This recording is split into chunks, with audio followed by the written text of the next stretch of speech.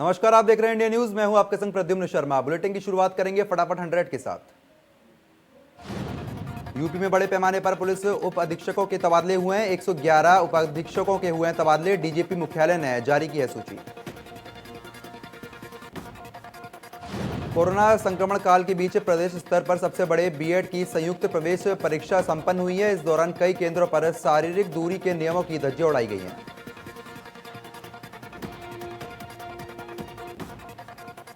ACS Avinash Awasthi Ghazipur के कासिमाबाद में Purvanchal expressway का निरीक्षण करने पहुंचे हैं। योगी सरकार का ड्रीम प्रोजेक्ट है पूर्वांचल एक्सप्रेसवे।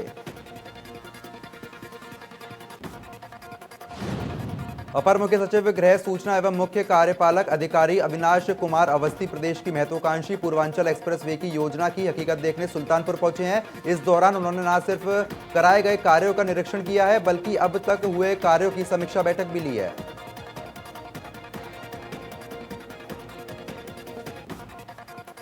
मुख्यमंत्री योगी ने कहा है कि बाढ़ व जलमग्न क्षेत्रों में प्रभावित लोगों को समय से राहत पहुंचाई जाएगी। साथ ही इन स्थानों पर नाव और सुरक्षा आदि के पुख्ता इंतजाम किए जाएंगे।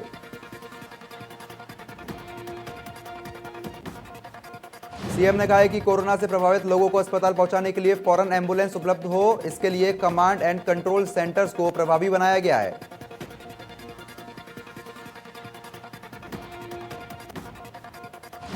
सीएम ने कहा है कि कोरोना से बचाव के प्रति अग्रिम रणनीति बनाकर कोविड-19 पर प्रभावी नियंत्रण स्थापित किया जाएगा। कोविड-19 संक्रमण के संबंध में लखनऊ, कानपुर नगर, प्रयागराज, बरेली, गोरखपुर, झांसी, वाराणसी में विशेष सतर्कता बरती जाएगी। वैश्विक महामारी कोरोना के चलते सीएम योगी ने प्रदेशवासियों के उत्तम स्वास्थ्य की टेस्टिंग क्षमता में विस्तार सुनिश्चित करने व आमजन में कोरोना वायरस के संक्रमण को नियंत्रण करने के लिए जन जागरूकता हेतु टीम 11 के साथ बैठक की है।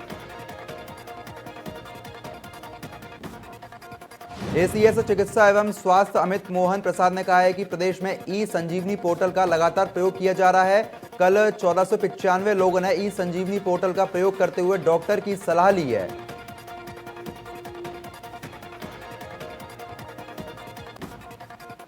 यूपी के एसीएस चिकित्सा एवं स्वास्थ्य श्री अमित मोहन प्रसाद ने कहा है कि सीएम ने चिकित्सा शिक्षा विभाग को यह दिशा निर्देश दिया है कि प्रदेश के सभी मेडिकल कॉलेज में आईसीयू की बेडों की संख्या दोगुनी हो।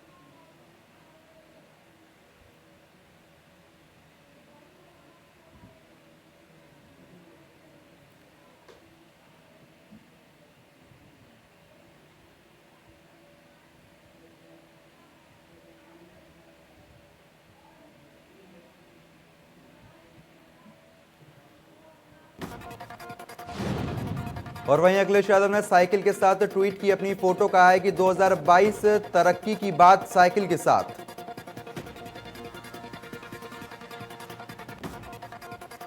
कृषि मंत्री सूर्य प्रताप शाही ने कहा है कि मुख्यमंत्री ने तीनों जनपद में L1 के अलावा अब L2 और L3 हॉस्पिटल खोलने के साथ साथ प्रतिदिन 2000 से अधिक टेस्ट कराने के दिशा निर्देश दिए हैं।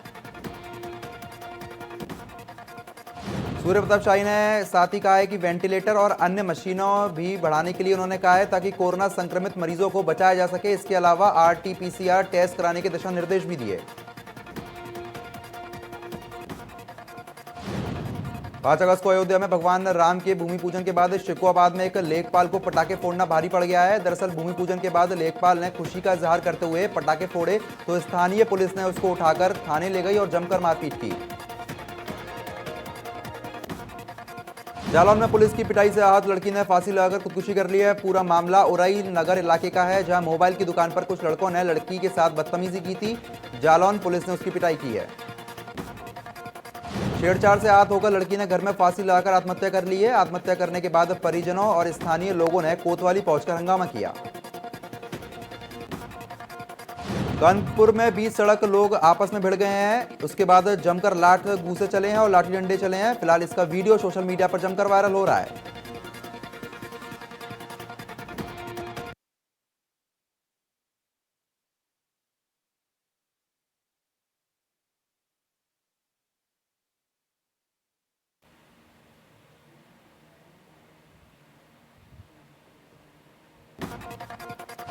केरल में विमान क्रैश में हुए पायलट अखिलेश शर्मा का आज अंतिम संस्कार हुआ है। अंतिम संस्कार के बाद अखिलेश के पिता ने सरकार से बेटे को शहीद का दर्जा देने की मांग की है।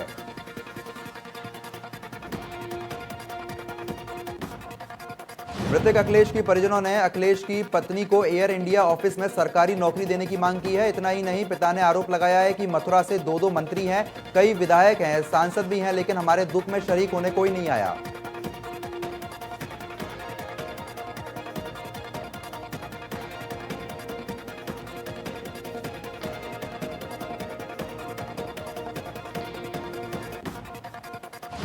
कानपुर देहात में लोकतंत्र सेनानी राजा सिंह यादव का निधन हो गया है। राज्य मंत्री अजीत पाल ने दी है श्रद्धांजलि, वहीं पुलिस ने गार्ड ऑफ ऑनर देकर दी है अंतिम विदाई।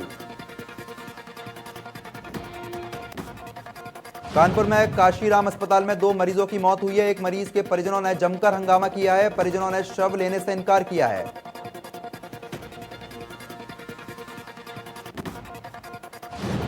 और वहीं अमरोहा में पति ने अवैध संबंधों के शक में पत्नी की गला काटकर हत्या कर दी है। आरोपी ने हत्या के बाद खुद थाने जाकर अपनी बीती सुनाई।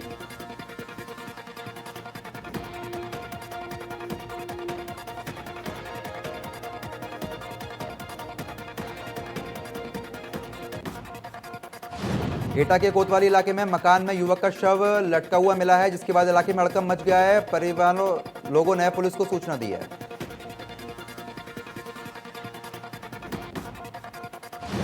घटना के बाद पुलिस मौके पर पहुंची है। शव को कब्जे में लेकर पोस्टमार्टम के लिए भिजवा दिया है। वहीं परिजनों ने हत्या का आरोप लगाते हुए पुलिस ने केस दर्ज कर लिया है और मामले की जांच शुरू की है।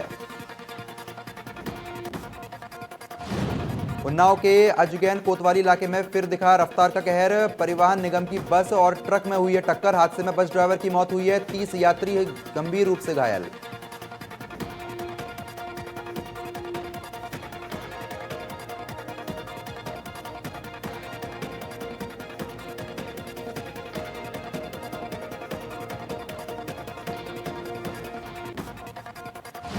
और वहीं लखनऊ के बंथरा बाजार इलाके में तेज रफ्तार का कहर। अनियंत्रित टैंकर दुकान में घुसा है। हादसे में एक युवक की मौत हुई है।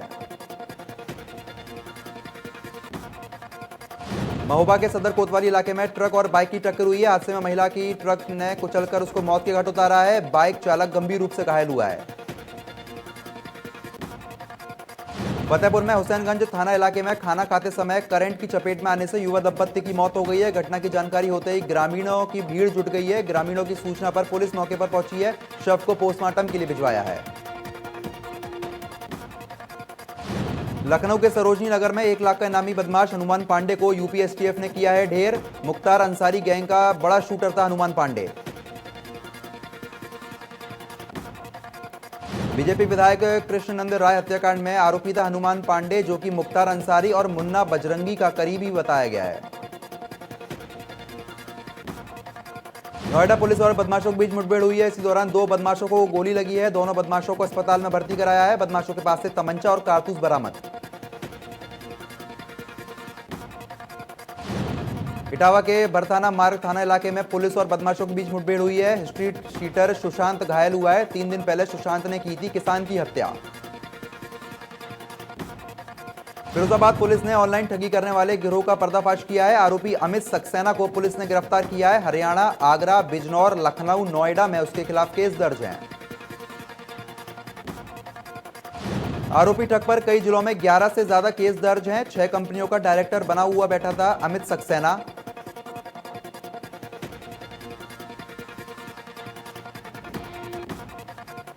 कानपुर देहात के मूसानगर थाना इलाके में संदिग्ध परिस्थितियों में जली महिला मिली है। पत्नी को बचाने के लिए पति भी आग में झुलस गया है। अस्पताल भेजने की जगह कागजी कार्रवाई में जुटी हुई है पुलिस।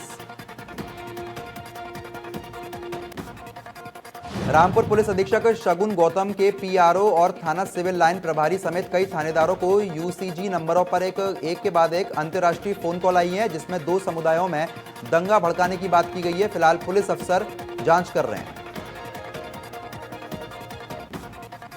पुलिस अधीक्षक शगुन गौतम ने आनन फानन में मुकदमा दर्ज कराकर उन नंबरों को ट्रेस कराने के लिए कई टीम लगाई है, ताकि लोगों को जल्द से जल्द गिरफ्तार किया जा सके। भारत सरकार ने बाराबंकी पुलिस ने एक खुलासे का संज्ञान में लेते हुए तारीफ के पुल बांध दिए हैं और देश भर में एक एडवाइजरी जारी कर बाराबंकी पुलिस की तरह काम करने की बात भी कही है। पुलिस ने 27 जुलाई को कछुए के मांस की तस्करी का भांडाफोड़ किया था। यह खुलासा देश में पहली बार हुआ है। इसमें 120 किलो कछुए का मांस सहित 6 लोगों को गिरफ्तार किया गया था। भारत सरकार के पर्यावरण मंत्रालय के अंतर्गत आने वाली संस्था wild life crime control bureau ने वन विभाग सहित पूरे देश में एक एडवाइजरी जारी करते हुए उसमें बाराबंकी की घटना का उल्लेख किया है।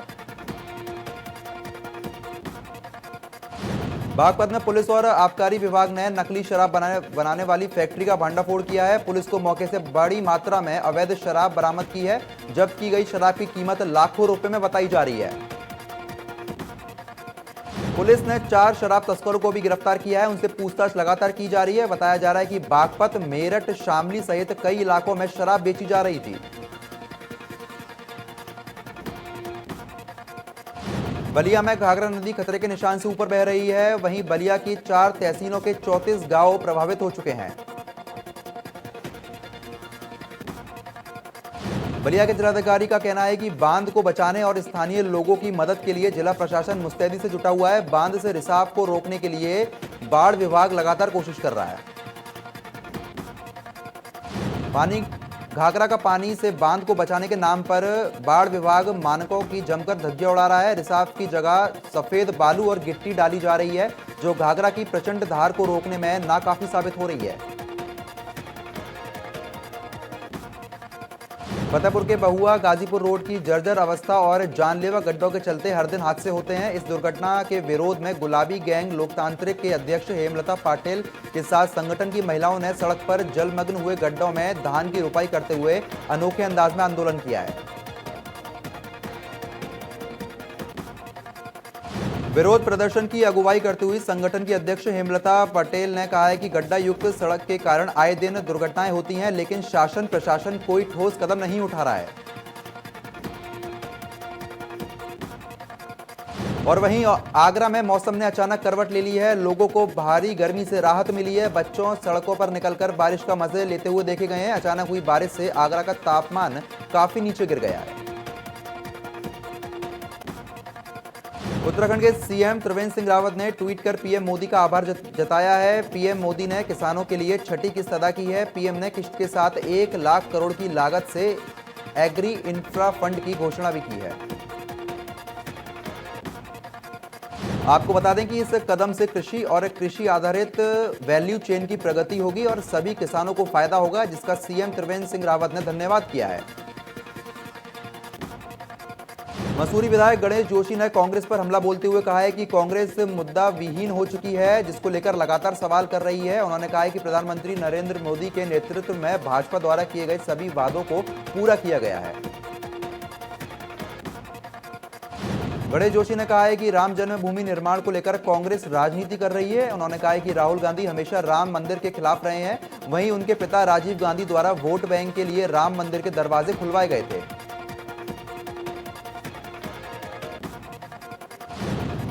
उत्तराखंड में हरीश रावत के गैरसैंण पहुंचने के बाद राज्य सरकार को ग्रीष्मकालीन राजधानी के मसले पर घेरने का कांग्रेस को पूरी तरीके से मौका मिल गया है। नेता प्रतिपक्ष इंदिरा हृदयेश ने भी गैरसैंण में ग्रीष्मकालीन राजधानी को लेकर सरकार की मंशा पर सवाल उठाए हैं। इंदिरा हृदयेश का कहना है कि केवल अपनी पार्टी के नजरिए से राजनीतिक घोषणा कर मुख्यमंत्री ने गैरसैंण की ग्रीष्मकालीन राजधानी बनाने की बात कही है, लेकिन वह धरातल पर कोई कार्य नहीं हो रहा है, ना ही सचिवालय बनाने के लिए कोई कदम आगे बढ़े हैं। अगस्त क्रांति दिवस के मौके पर हरिद्वार में कांग्रेस सेवादल कार्यकर्ताओं ने यहां के भगत सिंह चौक स्थित महात्मा गांधी पार्क में सभा की है। इस मौके पर सेवादल कार्यकर्ताओं ने महात्मा गांधी को याद किया है और कहा है कि देश में एक बार फिर से क्रांति की जरूरत है।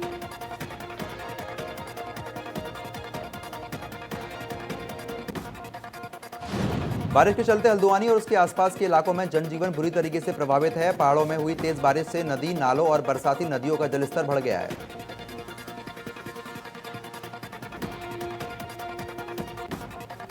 पहाड़ों की रानी मसूरी में तेज बारिश होने से तापमान में भारी गिरावट दर्ज की गई है। वहीं जनजीवन अस्त व्यस्त हो गया है। मसूरी लाल बहादुर शास्त्री प्रशासनिक अकेडमी रोड बलवाड़ी के पास एक बड़ा पेड़ गिरने से हादसा हो गया है। हरिद्वार में मूसलाधार बारिश से शहर में कई स्थानों पर जलभराव हो गया है। कनखल की हनुमंतपुरम कॉलोनी में बारिश से कई फीट पानी जमा हो गया है, जिसकी वजह से लोगों को खासी परेशानियों का सामना करना पड़ रहा है। देहरादून के पहाड़ी दुर्गम गांव में बकरियां पालने और लकड़ी काटकर घर का चूल्हा जलाने वाली प्रियंका ने देश की सबसे बड़ी यूपीएससी की परीक्षा पास की है। चमोली जिले के देवाल ब्लॉक के रामपुर गांव निवासी हैं प्रियंका दीवान।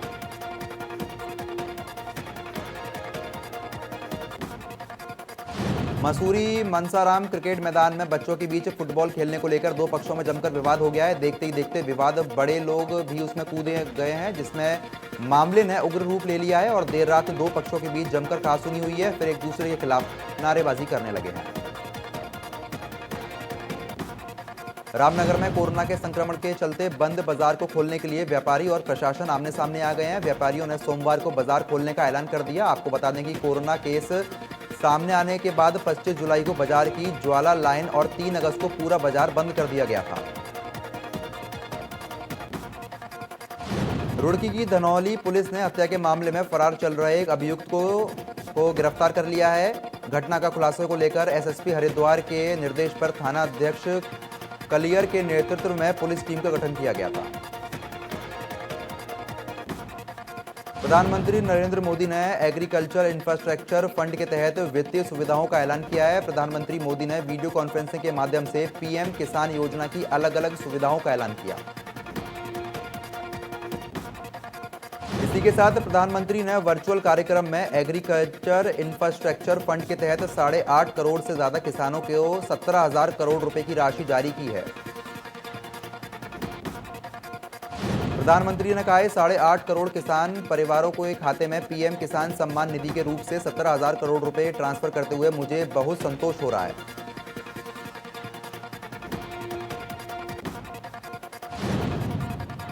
नड्डा ने कहा है कि जनसेवा के लिए प्रधानमंत्री मोदी के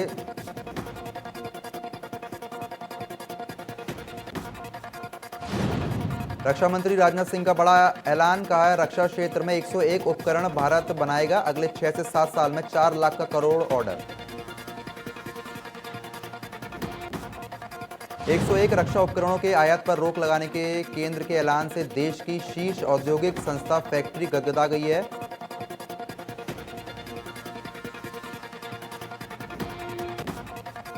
नेपाल के प्रधानमंत्री केपी शर्मा ओली ने एक बार फिर नेपाल में असली अयोध्या होने का दावा करते हुए वहां राम मूर्ति बनवाने और इसे भगवान राम की जन्मस्थली के रूप में प्रचलित करने का आदेश दिया है। ओली ने कहा है कि सभी सबूत यहां साबित करते हैं कि भगवान राम का जन्म नेपाल की अयोध्यापुरी में हुआ था, भारत में नहीं। उन्होंने सबूत जुटाने के लिए खुदाई कराने का भी आदेश दिया है।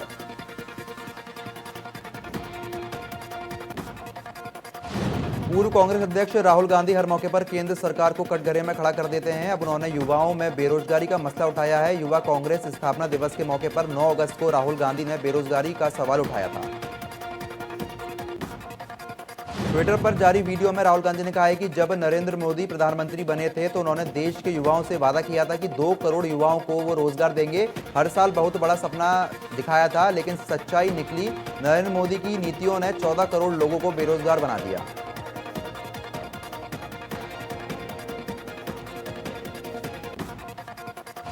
राजस्थान के मुख्यमंत्री अशोक गहलोत ने बीजेपी पर सरकार को अस्थिर करने की कोशिश करने का आरोप लगाया है। 4 दिन बाद जैसलमेर पहुंचे सीएम अशोक गहलोत ने कहा है कि बीजेपी के विधायक बाड़ेबंदी में हैं। अशोक गहलोत ने कहा है कि बीजेपी नेताओं और हमारी पार्टी छोड़ चुके लोगों के खिलाफ हम घर में घुसा है। मेरा मानना है कि वे भी इसे समझते हैं। उनमें से अधिकांश हमारे पास लौट आएंगे। पत्रकारों से बातचीत में मुख्यमंत्री ने कहा है कि आप सोच सकते हैं कि सरकार में तो हम लोग हैं, हॉर्स ट्रेडिंग हो रही थी। पूर्व क्रिकेटर और बीजेपी सांसद गौतम गंभीर ने मुख्यमंत्री अरविंद केजरीवाल पर निशाना साधा है। गंभीर ने आम आदमी पार्टी के नेताओं को आड़े हाथ लेते हुए सीएम केजरीवाल पर तंज कसा है। गंभीर ने ट्वीट करते हुए लिखा है कि एक नेता दंगा भड़काने की बात कबूल करता है, दूसरा पिछड़े वर्ग को भड़काना चाहता है, फिर भी बात बात पर करोड़ों के विज्ञापन देने वाले अरविंद केजरीवाल चुप हैं। उन्हें लगता है कि कोई उनका कुछ नहीं बिगाड़ सकता। भारत और चीन के बीच रिश्ते अभी तनावपूर्ण बने हुए हैं। ऐसे में विदेश मंत्री एस जयशंकर ने भारत और चीन के बीच संबंधों को लेकर कहा है कि आकार और प्रभाव को देखते हुए दोनों पड़ोसी देशों में दुनिया का काफी कुछ निर्भर करता है। विदेश मंत्री ने कहा है कि दोनों देशों के बीच संबंधों का भविष्य किसी तरीके से संतुलन या समझ पर पहुंचने से ही निर्भर कर सकते हैं।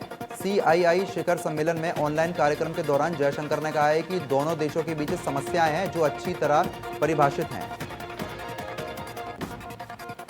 भारत ने चीन से पूर्वी लद्दाख के रणनीतिक रूप से बेहद अहम डेप्सांग दौलत बेग ओल्डी सेक्टर से अपने सैनिकों को वापस बुलाने और निर्माण गतिविधियों को रोकने के लिए कहा है। पूर्वी लद्दाख में नियंत्रण रेखा पर पेंगोंग सो और डेप्सांग के अलावा गतिरोध के अनेक जगहों से सैनिकों को पीछे हटाने की प्रक्रिया को आगे बढ़ाने के लिए भारत और चीन के वरिष्ठ सैन्य अधिकारियों ने विस्तार से बातचीत की है। सुशांत सिंह राजपूत के आत्महत्या मामले में रिया चक्रवर्ती और उनके परिवार पर शिकंजा। रिया के भाई शौविक ने ईडी के मैराथन पूछताछ, 18 घंटे तक सवाल जवाब।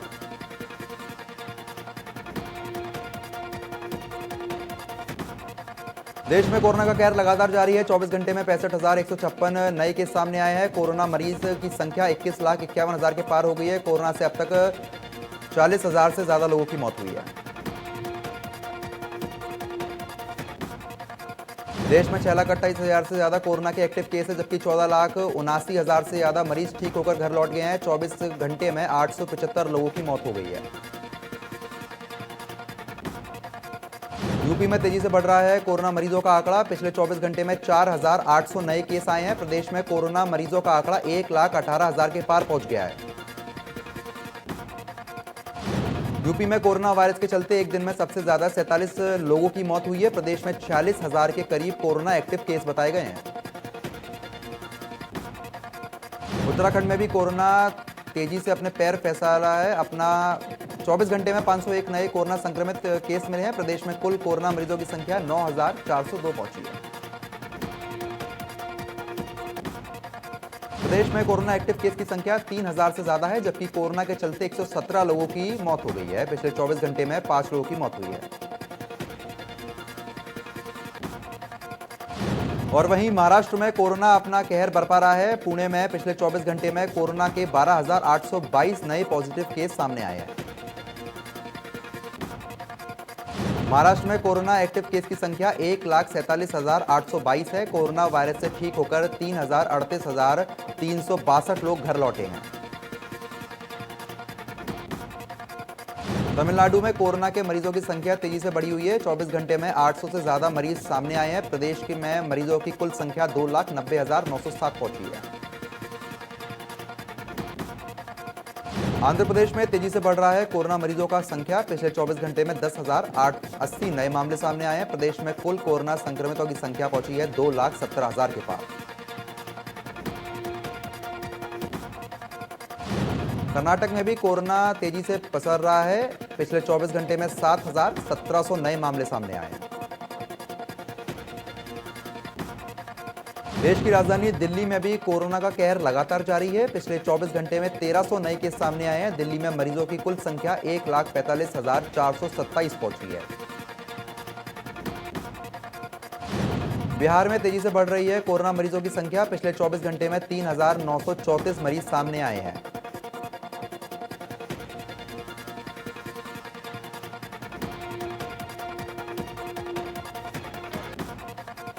अभिषेक बच्चन को 11 जुलाई को कोरोना पॉजिटिव पाए जाने के बाद मुंबई के नानावटी अस्पताल में भर्ती कराया गया था। 29 दिन अस्पताल में बिताने के बाद आखिरकार अभिषेक बच्चन अपने घर वापस लौटने को तैयार हैं।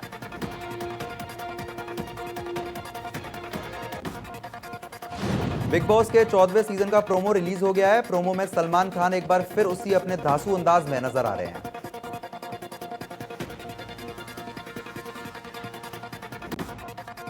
एक